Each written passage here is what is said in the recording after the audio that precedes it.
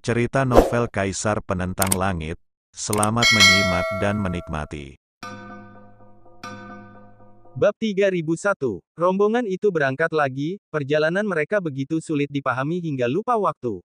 Mustahil untuk menghitung berapa lama mereka telah berada di sini. Banyak yang, alih-alih mati, telah menjadi gila. Berada di sini sungguh menyedihkan, tekanan mentalnya luar biasa. Seandainya hanya sehari, mungkin akan baik-baik saja, tetapi setiap hari seperti ini, dan itu terlalu berat untuk ditanggung oleh para kultivator biasa. Dengan semua ini, hanya beberapa ratus orang yang tersisa.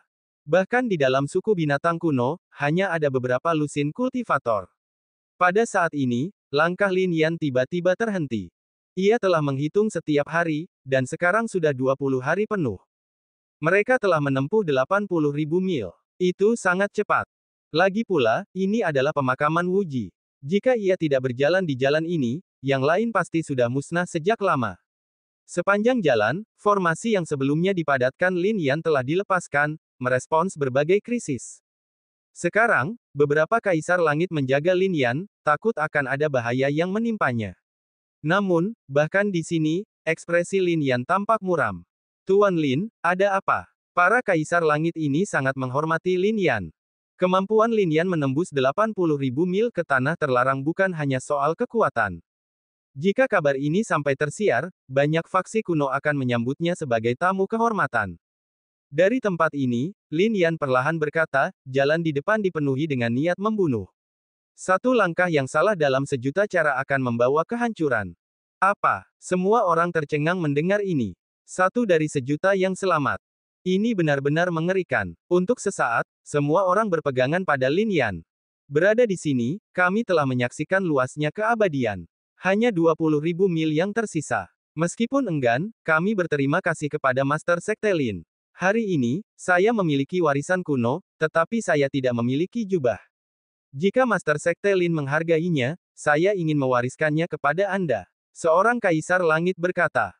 Master Sekte Lin, warisannya biasa saja. Warisan saya adalah manusia, dan terlebih lagi, dari siklus reinkarnasi. Kaisar langit lain berbicara. Aduh, Liu Xing mendesah. Kalau bukan karena aturan klan yang melarang orang luar mewariskan pedang Fei Bai, hari ini aku pasti akan mengajarimu teknik pedang Fei Bai. Mendengar ini, para jenius seperti Fei Xia dan Hu yang tercengang. Namun, tak ada kecemburuan di mata mereka. Mereka tahu jarak antara mereka dan Lin Yan tak seberapa. Berdengung. Pada saat ini, seorang kaisar langit tiba-tiba bergerak, diselimuti cahaya terang, menuju Lin Yan. Tuan Lin, ini adalah warisan garis keturunanku. Meskipun Anda, dari klan Lin, telah membuat banyak musuh, dan aku tak tahu level apa yang akan Anda capai di masa depan, jika Anda pernah mencapai puncak tertinggi, mohon lindungi klanku. Aku juga. Dan, aku, pada saat ini, para kaisar langit yang tersisa melancarkan serangan mereka, cahaya mereka bergejolak. Meskipun kaisar langit, mereka mengendalikan warisan reinkarnasi. Sekarang, di sini, mereka tak lagi peduli dengan hal-hal seperti itu. Cahaya itu berisi kata-kata warisan, tercetak langsung di tubuh Lin Yan, berubah menjadi sebuah rune. Jika Lin Yan ingin menerima warisan ini, ia bisa memahaminya kapan saja. Mungkinkah klan Lin bangkit kembali? Seseorang di klan binatang kuno memusatkan perhatian mereka. Hanya dengan warisan ini, bagaimana mungkin ia bisa bangkit kembali? Paviliun Wang Tian berada di atas, bertindak sesuai dengan kehendak surga. Mungkinkah ia, sendirian, menentang kehendak surga? Orang-orang ini bodoh. Jika mereka terlibat dengan klan Lin, itu akan membawa bencana bagi keturunan mereka. Sun Shizu mencibir. Boom! Namun pada saat ini, sebuah pemakaman di dekatnya bergema. Di dalamnya, sebuah sosok tiba-tiba muncul. Datang. Penampilan sosok ini tidak terlalu menarik perhatian. Lagi pula, semua orang telah melihat begitu banyak hal di sepanjang perjalanan. Namun, secercah kejelasan terpancar di mata pria ini. Sekte Pembunuh Darah. Di prasasti batu itu hanya ada 3 karakter. Pria itu tampak sangat tua, namun auranya mengejutkan Lin Yan. Bukan hanya aura sekte pembunuh darah. Aura itu mengandung kualitas misterius lainnya. Kultivator itu mengamati kerumunan, bahkan para kultivator klan binatang buas kuno, tanpa mengucapkan sepatah kata pun. Kemudian, matanya bergeser, memancarkan cahaya keemasan. Saat berikutnya, ia bergerak, menyerbu ke depan. Gemuruh. Jalannya bukanlah jalan kehidupan, melainkan jalan kematian. Dengan setiap langkah, ia melepaskan 1000 aura pembunuh. Kekuatan yang tak terlukiskan langsung terpancar darinya. Namun dengan satu raungan, ia menghancurkan segalanya. Bunuh, kubur. Kemudian, sebuah suara kuno bergema, dan di depan matanya, sehelai rumput layu terlihat berubah menjadi naga yang mengaum.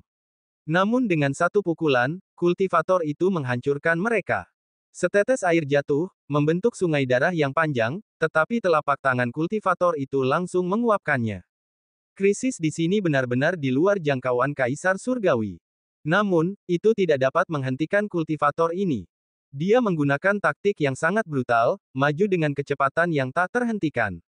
Siapakah orang ini? Bahkan Kaisar Surgawi pun tergerak.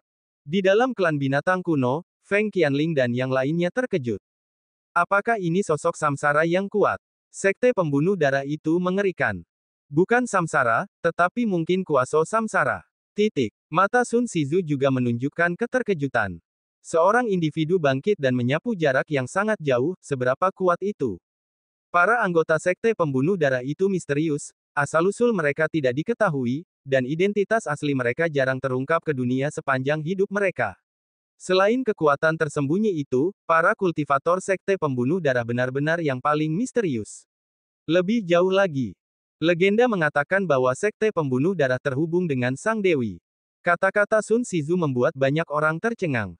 Sekte pembunuh darah, seperti klan-klan tertinggi dalam klan binatang buas kuno kita, adalah kekuatan yang benar-benar kelas atas, eksistensi yang benar-benar transenden. Feng Qianling juga angkat bicara. Meskipun sekte ini belum begitu terkenal sekarang, kemungkinan besar sekte ini akan mampu memantapkan dirinya di dunia dalam beberapa tahun, tak lebih dari 10 tahun.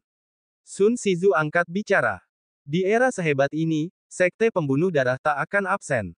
Hal ini juga mengejutkan para kultivator di alam Tiangen. Sekte pembunuh darah selalu ada di alam Tiangen. Namun dalam pergulatan saat ini, sekte pembunuh darah pernah berkata akan memasuki dunia. Namun sekarang, mereka menjadi agak pendiam. Aku penasaran siapa pemimpin sekte ini. Untuk sekte seperti ini, jika anggotanya seperti ini, pemimpin sekte pasti lebih menakutkan, kan? Feng Qianling juga angkat bicara, menyaksikan sosok kultivator itu menjauh dan menghilang sepenuhnya di depan matanya. Pemimpin sekte pembunuh darah memiliki status yang sama dengan patriark klan kita. Siapa yang bisa melihatnya? Kong An menggelengkan kepalanya. Sun Shizu juga tersenyum dan berkata, sekte pembunuh darah tidak memiliki pemimpin selama puluhan ribu tahun. Tetua agung mereka setara dengan kepala keluarga kalian. Jika sekte pembunuh darah menerima seorang pemimpin, status mereka bahkan akan melampaui kepala keluarga kalian. Benarkah demikian? Para jenius dari klan binatang kuno tercengang. Ini adalah sekte pembunuh darah. Kedatangan Sang Dewi telah menjadi legenda. Warisannya telah meninggalkan banyak jejak di dunia, termasuk sekte pembunuh darah Laut Selatan, dan ini hanyalah jejak warisannya, kata Sun Shizu. Hal ini membuat semua orang menghela napas. Seberapa agungkah Sang Dewi saat itu?